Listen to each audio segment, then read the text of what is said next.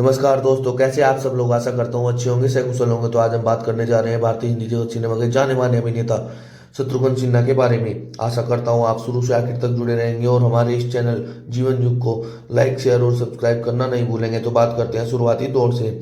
सिन्हा का जन्म 15 जुलाई 1940 को पटना बिहार में भुवनेश्वर प्रसाद सिन्हा और श्यामा देवी सिन्हा के घर हुआ था। वे 4 भाइयों में सबसे छोटे हैं। राम, लक्ष्मण, भरत और शुभम। उन्होंने पटना विज्ञान महाविद्यालय से विज्ञान स्नातक की उपाधि प्राप्त की। उन्होंने फिल्म और टेलीविजन संस्थान पुणे से अभिनय में डिप्लोमा किया। वर्तमान में संस्थान में डिप्लोमा छात्रों को उनके नाम पर छात्रवृत्ति दी जा रही है। वे मुंबई चले गए, जहां उन्होंने फिल्म उद्योग में अपने करियर की शुरुआत की।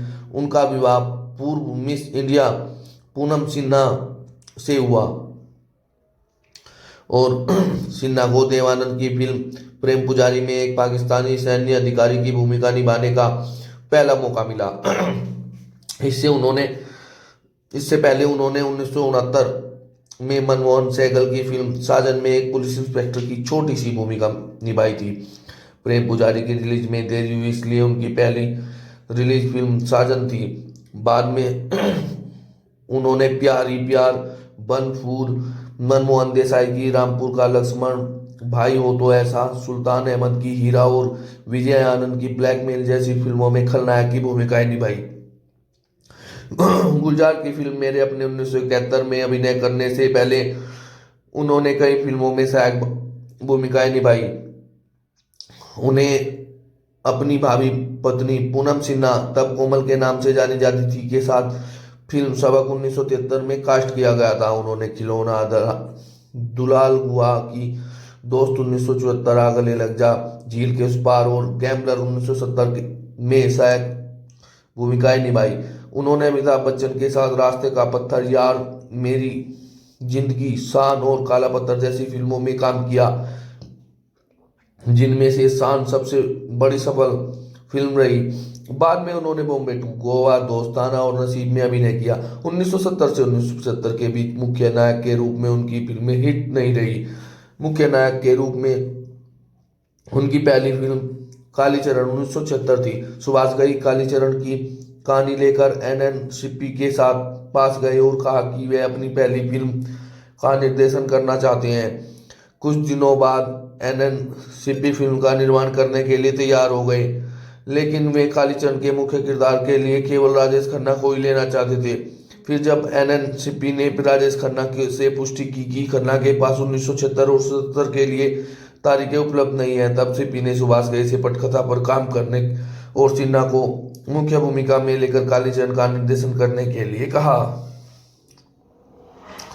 और इसके बाद उन्होंने दिले नादान, आज का एमएलए, राम अवतार, मकसद और पापी पेट का सवाल जैसी फिल्मों में मुख्य नायक राजेश खन्ना के साथ भूमिकाएं पाकर वापसी की।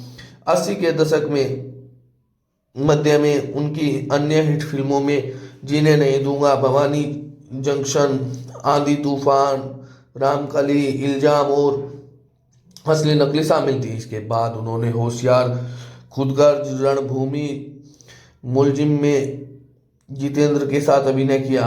उन्होंने इंसानियत के दुश्मन, लोहा 1987, आग याग 1987, अवलात और जलजला में धर्मेंद्र के साथ से अभिनय किया। वह टेलीफिल्म 1985 से 1988, खून भरी मांग 1988 और अधर्म 1992 जैसी फिल्मों में थे। उन्होंने 1994 में राजकुमार के साथ बेताज बादशाह और उसी वर्ष सलमान खान के साथ चांद का टुकड़ा में अभिनय किया।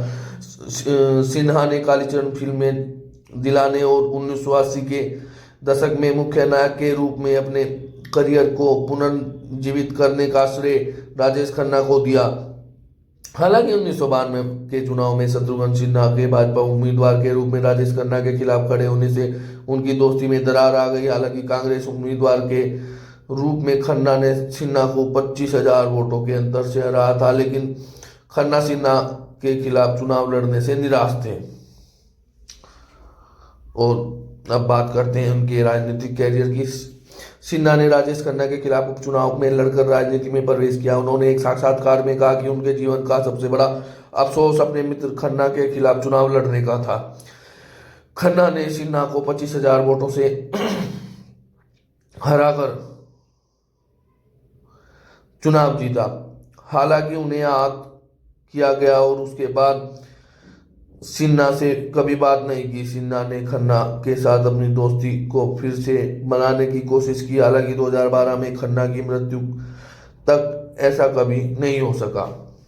और वर्ष 2009 में भारतीय आम चुनाव के दौरान बिहार के पटना साहिब लोकसभा क्षेत्र से जीत हासिल की। उन्होंने एक अन्य सिनेमा हस्ती शेखर सुमन को हराया। कुल 5,52,293 वोटों से सिन्हा को 3,16,549 वोट मिले। उन्होंने 2014 के भारतीय आम चुनाव में भी यही सीट जीती। 2014 में कुल 8,13,411 वोटों में से 4,85,905 वोट मिले। सिन्हा 13वीं लोकसभा से तीसरे वाजपेयी सरकार में कैबिनेट मंत्री बने। उन्हें 2 पोर्टफोलियो संभाले, स्वास्थ्य और परिवार कल्याण मंत्रालय जनवरी 2003 मई 2004, जहाज रानी विभाग अगस्त 2004 मई 2006 तक। उन्होंने भाजपा संस्कृति और कला विभाग के प्रमुख के रूप में नियुक्त किया गया था। 6 अप्रैल 2019 को सिन्हा कांग्रेस महासचिव केसी वेणुगोपाल और रणदीप सुरजेवाला की उपस्थिति में भारतीय राष्ट्रीय कांग्रेस के सदस्य बने। सिन्हा भारतीय जनता पार्टी द्वारा 2019 के भारतीय आम चुनाव के लिए सीट न दिए जाने के बाद भारतीय राष्ट्रीय कांग्रेस के सदस्य बने। मार्च 2022 में सिन्हा आसनसोल लोकसभा निर्वाचन क्षेत्र के उपचुनाव में चुनाव लड़ने के लिए तृणमूल कांग्रेस में शामिल हो गए। 16 अप्रैल 2022 को सिन्हा ने भारतीय जनता पार्टी के अग्निमित्रा पोल को 3,0209 वोटों के अंतर से हराकर जीत हासिल की।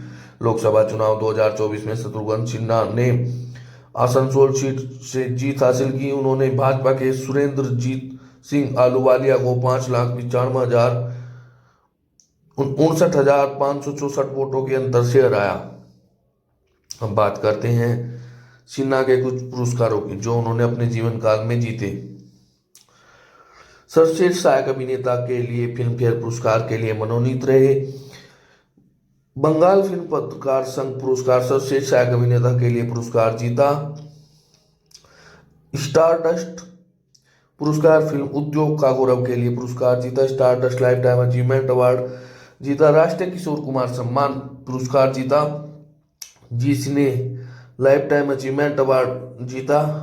ITA school of owner KBC क्षेत्रीय भारतीय अकादमी पुरस्कार जीता।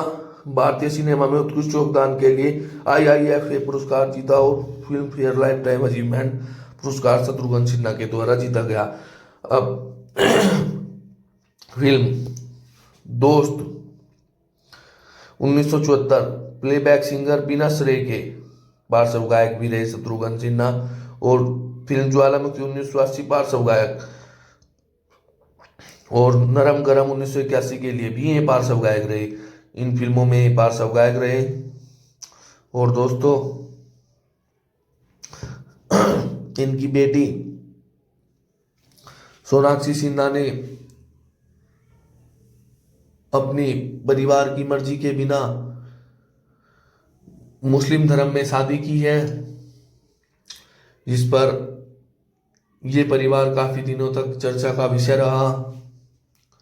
और वह भी एक भारतीय हिंदी जगत सिनेमा में जानी मानी अभिनेत्री है जिसको लोगों द्वारा बहुत प्रेम दिया जाता है। उसकी फिल्में सुपर डुपर हिट होती है, लेकिन उसने अपने परिवार की न मानकर मुस्लिम धर्म में शादी की, जो कि काफी दिनों तक चर्चा का विषय रहा। और दोस्तों अब आपका ज़्यादा समय न लेते हुए मैं अपनी वाणी को विराम देना चाहूँगा और आपसे अनुरोध करना चाहूँगा कि आप सभी हमारी इस वीडियो को ज़्यादा से ज़्यादा शेयर करें, लाइक करें, चैनल को सब्सक्राइब करें ताकि ऐसी ही जानकारी आपको और मिल सके जैसी हम प्रतिदिन आपके समक्ष इस जीवन युग यूट्यूब चैनल माध्यम से देते हैं और आप जानकारी प्राप्त कर सकें। तो अब ज़्यादा समय ना लेते हुए अपनी वाणी को विराम देना चाहूँगा और आपसे अनुरोध करना चाहूँगा कि आप सभी हमारे इस चैनल को लाइक, शेयर और सब्सक्राइब जरूर करें। धन्यवाद दोस्तों।